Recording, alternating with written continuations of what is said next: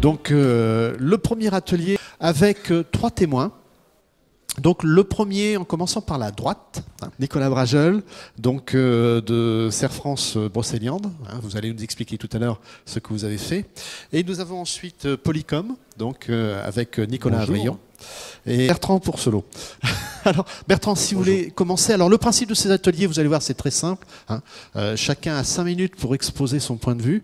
Et puis ensuite, on échange avec eux. Donc ce que je vous propose, c'est de préparer vos questions. Et n'hésitez pas, parce qu'en plus, on a à la fois des professionnels, tous les 3 sont des professionnels, et en même temps un client qui va nous expliquer ce qu'il a fait. Bonjour à tous. En quelques mots, qui est Centil? Donc Bertrand Pourcelot, je suis le directeur général de la société Centil. On est éditeur de plateformes de téléphonie hébergée et de communication unifiée pour les opérateurs. Opérateurs au sens large, puisque ça peut être des opérateurs mobiles, des opérateurs fixes, des fournisseurs d'accès Internet qui veulent rajouter des solutions de téléphonie, donc une grande variété. Voilà. On fait ce métier depuis maintenant presque 20 ans. Donc nous, on est partenaire avec Bretagne Télécom depuis maintenant 10 ans. Et on est donc la brique de téléphonie hébergée et de communication unifiée. Alors, est-ce que tout le monde est familier avec le terme communication unifiée? C'est donc augmenter la communication et ne pas rester à la voix, qui est la tradition téléphonique de la communication, l'étendre à d'autres médias, la vidéo par exemple, les messageries instantanées, tout ce qui est messaging, et aussi tout ce qui est intégration dans les logiciels métiers, couplage téléphonie informatique, comme on l'appelait historiquement, et intégration dans les processus des entreprises. Et alors après, pour finir avec le jargon, donc UCAS, je crois, il y a marqué. Donc, oui, c'est marqué. C'est le terme anglo-saxon, Unified Communication as a Service, donc de la communication unifiée on demand, en mode SaaS, donc fournie depuis le cloud, voilà, pour essayer de capter quelques termes. Tout à fait. On parle de transition, on parle d'évolution à la fois des usages et des technologies. Est-ce que vous pourriez nous expliquer un petit peu ce qui se passe aujourd'hui dans ces termes d'unification, quels sont les différenciants aujourd'hui d'une offre comme celle que vous pouvez porter et que porte Bretagne Télécom par rapport aux pratiques classiques de la téléphonie et de la mobilité? Alors, j'aime bien rappeler un petit peu l'évolution, parce que notre observation, c'est que beaucoup de choses sont des transitions, des évolutions progressives et dépendent beaucoup des clients finaux, des types d'entreprises, dans quel métier elles évoluent et quelle est leur taille. Beaucoup de clients nous disent le besoin principal, c'est de retrouver mon usage habituel. Pourquoi ? Parce que le coût d'accompagnement au changement pour l'entreprise est sous-estimé par les éditeurs et les fournisseurs de services qui disent voilà quelque chose qui est fantastique, regardez, ça va être formidable. Et l'entreprise, le DSI, dit mais j'ai besoin de tout cet accompagnement au changement, comment je vais le faire, etc. Donc voilà, progression et évolution où on peut capitaliser sur les usages traditionnels et introduire progressivement des nouveautés, par exemple sur de la messagerie instantanée, par exemple sur des partages pour faire des webinars, par exemple sur de la convergence fixe mobile, on pourra peut-être en reparler. Donc voilà, introduction progressive. Nicolas, allez, si vous pouviez nous présenter un peu votre société et votre vision. Oui, bonjour à toutes et à tous. Donc Nicolas Vrion, je suis en charge du portfolio Téléphonie Polycom, donc une des briques du portfolio, en partenariat avec les opérateurs sur la France. Donc au niveau de la vision, en fin de compte, comme Bertrand le dit très bien, il y a un mot essentiel aujourd'hui. Donc Polycom est fournisseur d'un certain nombre de solutions de communication unifiée ou tout simplement de téléphone et de systèmes de visio et de systèmes de collaboration. Et le mot qui est clé aujourd'hui, qui n'était pas suffisamment pris en compte il y a une dizaine d'années d'un point de vue personnel au niveau des fournisseurs, c'est de revenir sur vous, sur nous en tant qu'utilisateurs. Donc on revient sur l'usage et c'est vraiment essentiel. Alors, je m'occupe de la partie téléphonie Polycom sélectionnée par des opérateurs et en fin de compte ce qu'on appelle packagé dans des offres historiquement qu'on appelait Centrex, maintenant qu'on appelle Cloud. Donc le premier point à noter, c'est que on parle de transition PBX vers Cloud. Aujourd'hui, concrètement, en France, aujourd'hui, c'est parti. C'est adopté. Il y a de cela une dizaine d'années, ça a souffert de problèmes de qualité qui, je pense, étaient notamment dus à des problèmes de réseau. Donc tout cela a bien évolué. On est maintenant en plein dans les déploiements fibres. Donc le débit, désormais, permet vraiment, alors sans aucun problème, de faire de la téléphonie de très bonne qualité, mais également de faire du partage collaboratif et de la vidéo. Pour en revenir sur la partie des usages, c'est prépondérant aujourd'hui. La téléphonie, on connaît tous, on bascule sur de la téléphonie cloud, de la téléphonie interopérable. Ce que permet le cloud, c'est une grande facilité de déploiement, mais plus que cela, de maintenance dans le temps, et surtout de gain de temps pour tout le monde. Pour vous, pour nous, on a automatisé les déploiements, on automatise la maintenance, et le cloud permet de mettre à jour et de rajouter des fonctionnalités de façon très très simple, ce qui n'était pas le cas avant. On devait faire intervenir des techniciens sur site, ça avait un certain coût aussi. Donc on gagne tous en souplesse et en évolutivité, ça c'est clé. Bertrand parle de l'existence, c'est prépondérant également. Je travaille pour Polycom, société américaine, où on entend souvent dire aux États-Unis, c'est du rip and replace. On a une technologie, on l'abandonne, on réinvestit, on change tout. Non, chez nous, on n'est pas comme ça. On a un existant, on va aller migrer doucement, on fait de l'hybride, voilà, on apporte de la convergence fixe mobile, et si on peut réutiliser de l'existant, ben on le réutilise. Voilà, il y a une question de budget, c'est important à considérer. Et sur l'usage aujourd'hui, ça impacte surtout l'aspect collaboratif et vidéo. La vidéo existe depuis très longtemps. Polycom est un des acteurs de la vidéo depuis quasiment 30 ans. Le problème, et j'en ai discuté ce matin avec beaucoup d'entre vous déjà, la vidéo, jusqu'à présent, avait un petit souci qui est celui de l'usage, c'est-à-dire je dois me joindre à une conférence avec des collaborateurs ou des clients vidéo, mais pour la personne dans l'entreprise, c'est compliqué. J'arrive dans une salle, j'ai plusieurs télécommandes, j'appelle quel numéro, à partir de quelle télécommande ou quelle tablette tactile, etc. Trop compliqué. Trop compliqué, pas d'usage. Si c'est passer 10 minutes pour se joindre à cette conférence, ce n'est pas adopté. Si ce n'est pas adopté, l'investissement n'est pas rentabilisé. Donc voilà. Donc c'est vraiment sur ces sujets-là que l'on a beaucoup travaillé avec nos partenaires, avec l'écosystème et surtout par rapport à des besoins réels clients pour faire en sorte que ce soit très simple à utiliser. Et donc là, on a la brique communication unifiée qui apparaît.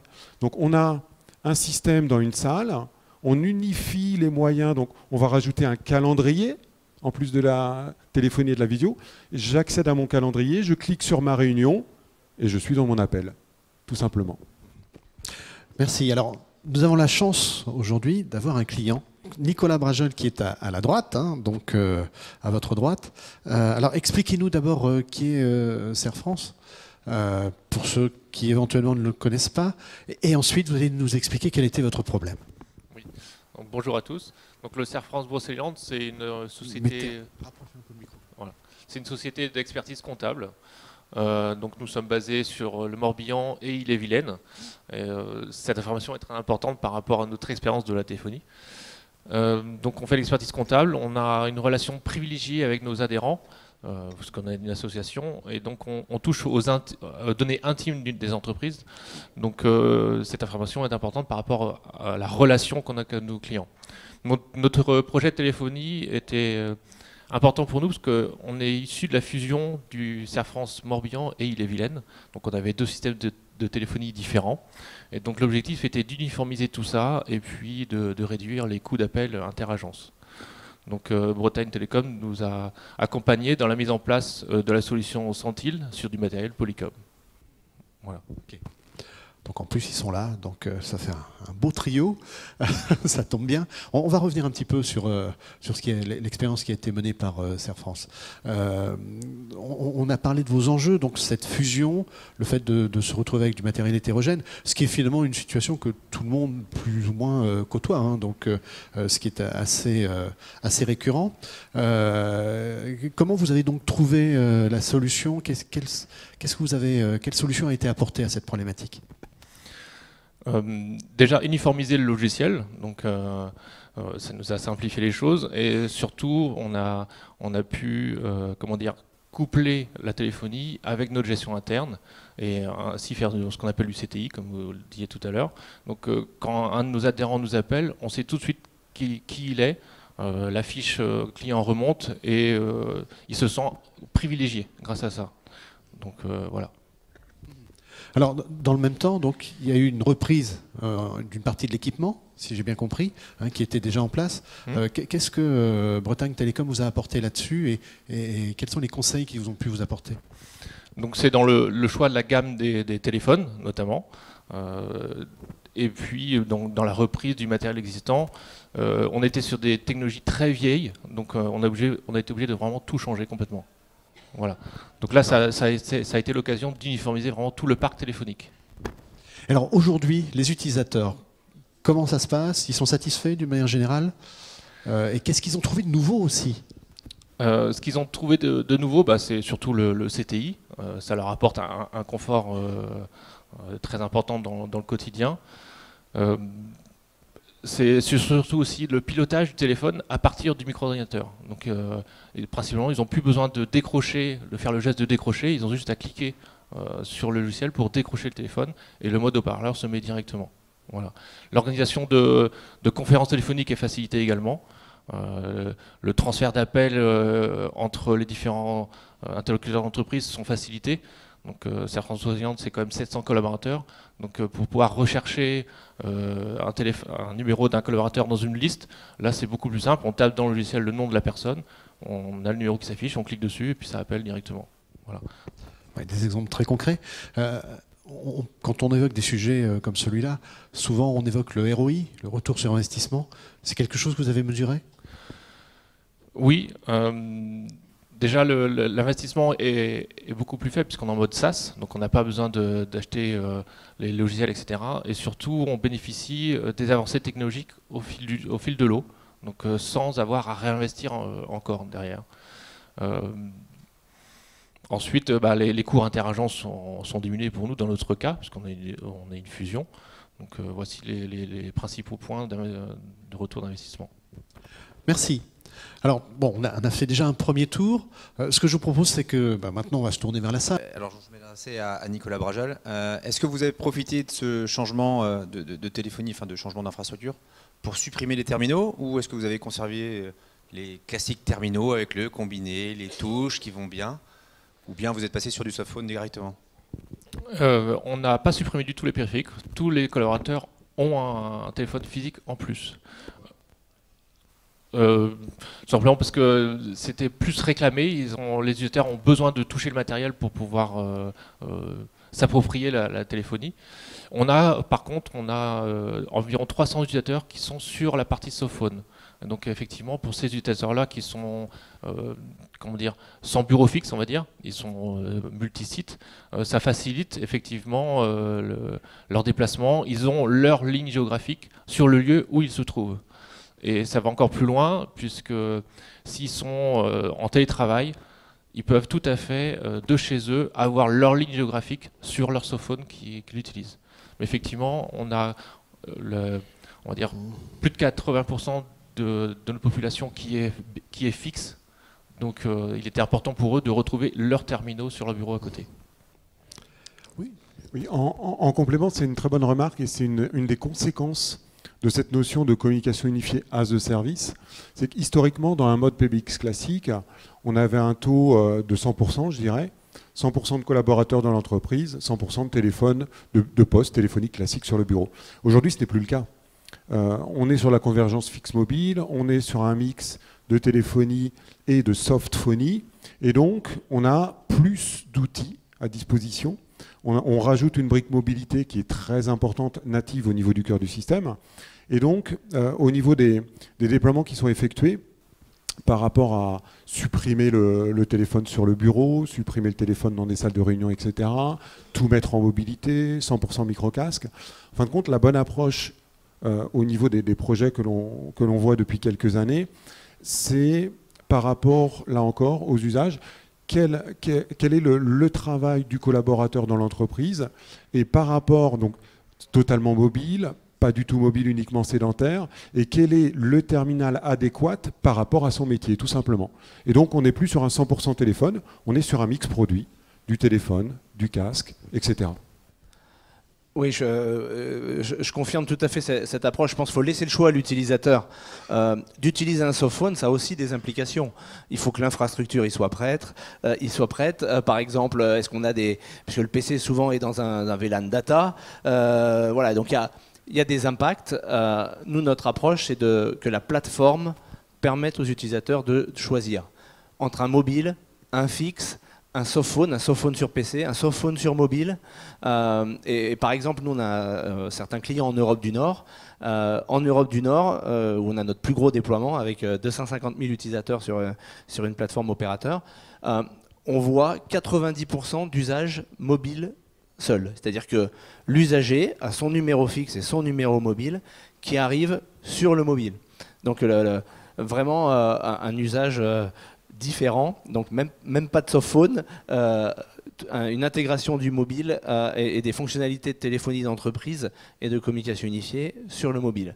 Donc je pense que ces usages, petit à petit, arrivent aussi en France. Alors, les usagers choisiront à quelle vitesse, mais d'ailleurs c'est un sujet d'évolution chez Bretagne sur la convergence fixe-mobile et vraiment une intégration du mobile dans la téléphonie d'entreprise. Pour résumer, tout est possible. Il suffit d'en parler.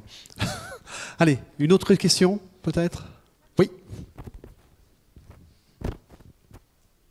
Merci. Bonjour François. Comment vous vous positionnez par rapport, que ce soit Bretagne Télécom ou vous deux, par rapport aux offres Office 365, au rouleau compresseur que représente Microsoft? On va peut-être poser la question à l'utilisateur. Office 365, ça vous parle? Oui, bien sûr. Donc on est au balbutiement au Cerf France Brocéliande. On commence à migrer nos utilisateurs vers Office 365, effectivement. C'est tellement récent que je ne peux pas vraiment avoir de retour d'expérience là-dessus. Alors, ne vous inquiétez pas, Bertrand a envie d'en parler.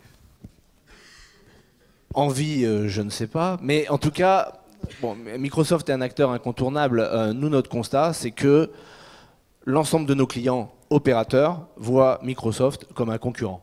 Voilà, il faut le dire. C'est un concurrent qui laissera très peu de marge à l'écosystème pour exister et continuer à innover. Alors fort de ce constat, parce que c'est un concurrent, mais il est présent, il est omniprésent. Hein. D'ailleurs, Polycom, Plantronics est un partenaire fort, Microsoft également. Nous, notre approche, elle est différente. On voit dans cette évolution et cette digitalisation des entreprises des problématiques de plus en plus complexes et des sujets qui sont stratégiques avec des gros enjeux pour l'entreprise. On a parlé de proximité. Voilà. Nous, on pense que beaucoup d'entreprises cherchent un acteur de proximité, un tiers de confiance, qui va fédérer un écosystème de spécialistes pour les diriger, en tout cas pour les conseiller, pas pour les renfermer, mais pour leur proposer des solutions. Et voilà, nous on s'inscrit en tant que spécialiste de la com unifiée comme un de ces spécialistes qui vient aider des acteurs de proximité à fournir des solutions et du conseil aux entreprises. Et on pense qu'il y a beaucoup de place pour ce type d'acteurs. Par ailleurs, on voit bien que Microsoft a un fort désir d'hégémonie. Donc voilà, c'est aussi sur le RGPD, sur toutes ces contraintes. Où est-ce que c'est hébergé? Quelles lois s'appliquent? Des problématiques, je dirais, assez globales. Oui, beaucoup de questions. Oui, en complément, donc Microsoft est un partenaire stratégique de Polycom également. Ce que dit Bertrand est très important à plusieurs niveaux. De par le partenariat qu'on a en commun, l'écosystème est clé. Alors, au niveau de l'ensemble des solutions, Vous parliez de ROI tout à l'heure. C'est important de vraiment connaître la valeur totale du coût d'acquisition d'une solution comme Office 365, qui est plutôt assez premium aujourd'hui. Et puis, ce que je vois par rapport à un retour terrain, c'est cette hégémonie Microsoft dont tu parles, mais avec tout le respect qu'on leur doit, c'est leur rapidité d'exécution qui est parfois en décalage avec l'existence du terrain, à savoir tout simplement Office 365, qu'est-ce que c'est? C'était LCS, c'est devenu OCS, 2007 R2, c'est basculé sur Lync, c'est basculé sur Skype, c'est parti dans le cloud, et désormais ce n'est plus Office 365, c'est devenu Teams. La machine va très vite, peut-être trop vite. Aujourd'hui, voilà, on a des besoins réels, on est dans des solutions qui au final doivent fonctionner à 100 voire plus 100%. Donc voilà, à tester, à voir. Est-ce qu'on est prêt aujourd'hui à suivre cette rapidité de mouvement qu'impose Microsoft? Tout dépend là encore de est-ce qu'on fait une migration lente, douce, est-ce qu'on fait de l'hybride, est-ce qu'on bascule tout, à quelle vitesse, quel est notre existant. Donc c'est beaucoup de paramètres à prendre en compte. Restons simples néanmoins sur les usages que l'on doit adresser et garantir. Ouais, un tout petit point, c'est on se sent en concurrence avec Microsoft, mais ça ne veut pas dire qu'on ne peut pas faire des intégrations avec Microsoft.